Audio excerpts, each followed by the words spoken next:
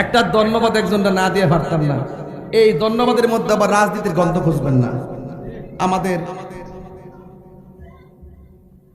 বিএনপির জনাব তারেক রহমান সাহেব, এই ধন্যবাদ আমি দিতেই হবে। কেন জানেন? এটা না দিলে আমার হক আদায় হতো না।